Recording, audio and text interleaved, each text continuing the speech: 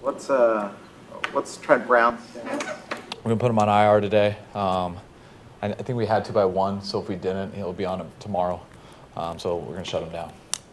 Was it some that requires surgery now or later? Yeah, that's with those shoulder injuries, you don't really know. And some people, you're supposed to give it some time, which we have. You'd like to give it more because you'd always like to avoid surgery. The risk is the longer you wait to see if you end up needing it. Even though it's not a huge injury, it's a huge recovery. I don't know, I actually don't want to say it that way. They're all pretty big injuries, but Sure. Shoulder injuries take a while to recover, so once we decide we're going to go that direction, the sooner the better. You say specific, is it a torn labrum? I can't say specifically. I don't, I'm not, that's not my expertise. I'll mess it up. I think something with his labrum. So He tore it on that in that Thanksgiving Day practice, and then did it get worse when he played against the Bears a couple weeks later? No, it didn't get worse, but it just didn't go away. Sometimes the pain goes away with those and it ends up being okay. Some guys have them early and they never get them fixed in their career. Some guys need to right away. So we went with it for a few weeks, hoping that would be the case. And Trent hasn't felt that way since the Chicago game, so it's time to shut him down. Zain Beatles in line to start then? Yep. Yeah, same deal as last week.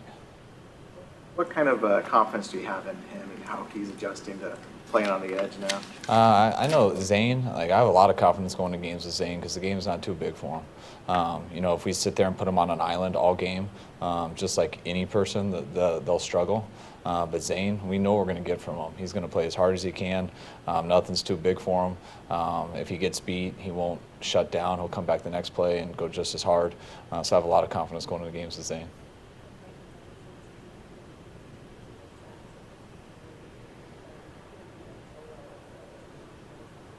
They got good players and a good scheme. They from their edge rushers are good.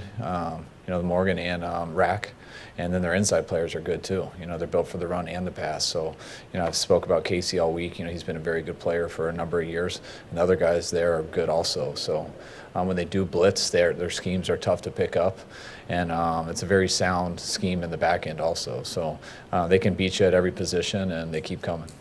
With edge players, you can do different things to chip them or slide a running back to their side. When you have someone on the interior like Casey, are you just limited to double teaming him with your inside players, or are there more creative ways you can it depends what kind of fronts and stuff they're playing. When you play a 4-down team, and you have a good inside player, you can always turn the center that way. So whichever guard's going against that matchup gets help. When you go against a 3-4 team, if you want to do that, then you got to ask your halfbacks to block the outside linebacker. So let's say if J.J. Watt was healthy last week and we really wanted to help inside and slide our guys to J.J. Watt to help the O-line, that'd be fine if we thought our halfback could block Clowney. So that's, which he couldn't, and neither can a lot of people. So that's the issue of a 3-4. Can your backs block those big stand-up guys? And most of the time they can't, which presents issues everywhere. Well, I ask this because NFL players play through all sorts of injuries and often hailed, and we appreciate him doing this for us. Is there, so maybe this is a stupid question or callous or whatever, but is there any sense of disappointment that Trent couldn't play through his injury? Not disappointment in him. I'm disappointed in that he doesn't get to play with the team for these last, 3 games, 4 considering last week, because I thought he was making a lot of progress. And, I think Trent has a chance to be very dominant at his position. And I think he made huge strides this year. By no means is he fully there. But I think he had a much better year this year than just watching him on tape his previous 2 years, especially last year, because I know he played the most last year. But no, Trent tried to battle through it, came back for a game for us versus Chicago, helped us win that game. And then, Trent's a very important part of this place in our future. And, when you're talking about a 5 to 6 month injury, that's something we want to get going as fast as possible. So I fully support his decision. How about Ahkello? Ahkello will be a game time decision along with Mabin, both of them. Ahkello had the tweak in the game on his knee. Mabin had a tweak in practice. We went pretty light on them both today.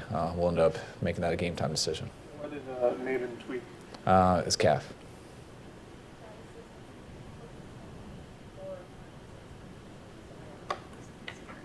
How has that hampered the team? What areas do you think most, as a head coach, you do wrong, what you want to do, lots of deliveries, and hamper the team just I mean, I think it's just made us adjust throughout the year. It's put more pressure on other people.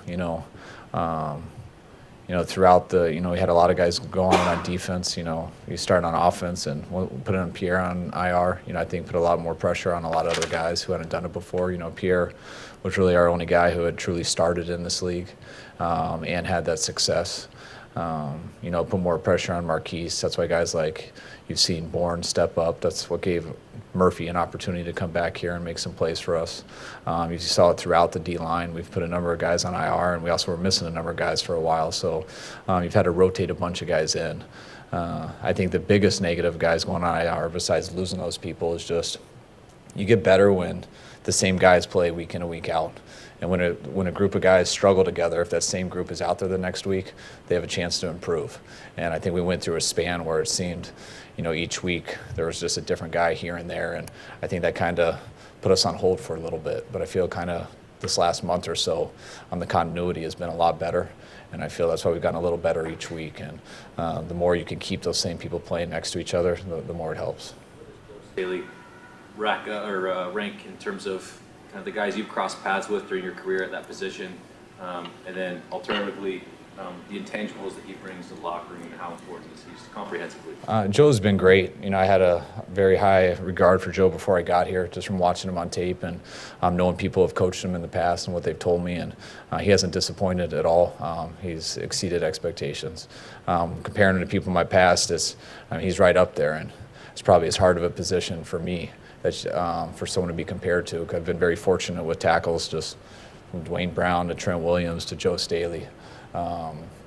It's been very good, and Joe Thomas also. So I've had a good group there, and Staley has been right there with those guys.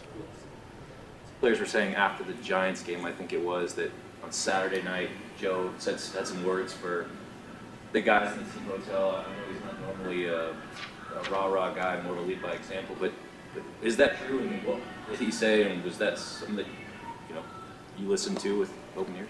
Yeah, definitely. It's Joe, I don't think Joe's a funny guy, and he's got a good personality, but I don't think he loves to sit in front of a room and talk very much. I remember when I asked him to, he almost had a panic attack. No, I'm just joking. He thought about it for a while, and I think he ended up enjoying it once he did it. But when guys like that talk, it doesn't totally matter what they say. It could if they really messed it up, but people have such respect for guys and what they see. And what they see is that guy's whole career and what he's done and how good of a player he still is. And when he has the respect that he does, what he's done this year, battling through injuries, rushing so fast to get back when we were an 0-9 team, and we thought we were going to miss him for a while with his broken orbital, and he only missed one game. And for people to see stuff like that, and they have so much respect for him, and then when a guy like that gets up and talks, people really listen. And I don't remember exactly what he said, but we won that game. And I think that has a lot to do with it. When you have people like that talk, people want to hear what it is. And there's very few people in the locker room that demand that attention. And it's truly out of what they've done in their career. He didn't mess it up. What's that? Didn't mess it up. He didn't mess up. He did a good job, real good job. One of the storylines for us this week is, these last three games, playoff teams, like in the Niners show. Have you broached out with the team, or is it just 1 week at a time, Tennessee? No, I did, actually. I thought I'd said it was a pretty cool opportunity that, we got 3 games left in this year. We all know after that third game, the season's over. We don't have a chance at the playoffs. And, to be in this situation, I think it's pretty cool that we're playing against 3 teams that are all fighting for everything. All 3 of these teams are fighting for buys, they're fighting for divisions, wild cards, and possibly not to even make the playoffs. And I really, on Wednesday, tried to stress to our team, anybody who's been in that situation, they know the intensity of those buildings and how much. I try to explain to them every time I've coached a team that we're in a hunt for the playoffs and stuff. When you get up there and you just look at a team and you start to coach, like every person is just locked in, looking at you right away. They're writing everything down. People are playing for their lives. And I told them we're going to get that from the team on Sunday. And I think it's pretty cool for our team that I want us to have that intensity every time we line up. That's why I try to say they all are the same. And you don't want to overreact and make things more than they are. So if you look at every game like that, it gives you a chance to be successful. And our goal and what we expect is to be in that situation next year. And I'd like that not to be our first time in that situation. So I don't see why our team can't treat these 3 games as if we're playing for our playoff lives too. And we're going against teams who have to do it. It's going to be a huge challenge. They're going to feel an intensity from these teams, especially Tennessee on Sunday. That's probably a little more intense than what they felt from other teams throughout this year. And I expect us to be the exact same way and to learn from that. And hopefully we'll be in that situation next year and it won't feel like the first time we've been in it. You talked about Jimmy taking risks with some of his throws earlier this week. And is that sort of, making those throws into traffic, whether he's dealing with pressure or whatever, is that the cost of, are you willing to live with some of those things if it means like that play to Lewis Murphy in the Chicago game? Are you okay with those type of things happening, knowing that there could be a big moment where you need a play like that? Yeah, definitely. I like when people do that stuff and it's real. And what I mean by that is they're not just guessing and throwing it up in the air and 500. They see something and they let it rip and they don't hesitate. And not what you think you saw, you didn't always see. So when you do that, you do make mistakes. But those to me are usually the great ones. It's if you see stuff and then you think about it and then let it rip, the holes have closed or you've gotten sacked by then. So I think that's why you see a lot of real good quarterbacks go through times in their year where they have some bad games and they throw a number of picks. And it happens to most of them when they are younger. And then some of them can't handle that and they don't want it to happen again. And so they get gun shy and they don't let it rip. And then eventually they had a lot of potential and now they're a backup or they're not what everyone thought. And then you have some guys who come out, have some big games, have those 4-pick games, go back and watch the tape. They can remember why they thought it was open. They see on the tape, they see why it wasn't open, and then they don't make that mistake again. But when it comes back and they know something's there, they still let it rip and they don't hesitate. And those are the guys to me who end up being good. I want guys who let it rip and who aren't scared to fail, but I also want guys who decide on whether it's a good throw during the play, not Wednesday when we put in the play.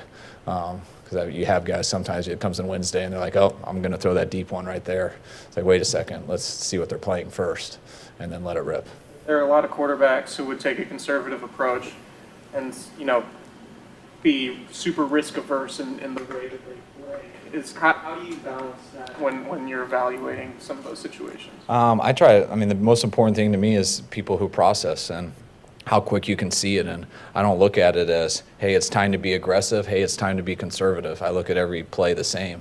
You make the right play. If that guy's covered, we have a very process of where we look. Whether it's play action, we're starting deep to the top level. If the safety's deep, we're going to the middle level. If the linebackers are under it, we're going to the third level, the back and the flat. It's the same way with dropbacks. If a hook defender takes it away, you've opened up another hook to another curl flat. It's like filling in a puzzle. And I want guys to find the open piece in the puzzle and not hesitate and let it rip. I don't see it as risky or being conservative. I see it as doing your job to the best of your ability. Eric Morgan in this game, do they move around to the other side? They haven't. They pretty much line up in the same spots all the time. Sometimes in third down situations and stuff, you can get them in different spots, but you pretty much know where they're lining up. If Mabin and Witherspoon both can't play, what do you do? I assume it's Hall and Johnson, and then do you have to? Yeah, we'd have to bring a corner off our practice squad. We got 2 on it right now. That's the decision we'll have to make before tomorrow. I think the deadline's 1, so we'll probably end up having to do that. We just finished practice, so I'm going to figure out how healthy these guys are. I know we took a light with them today, and I know we won't know for sure till Sunday what direction we're going to go. So we'll probably have to activate one of our 2 guys in practice squad. I believe it's 1, but don't quote me on that.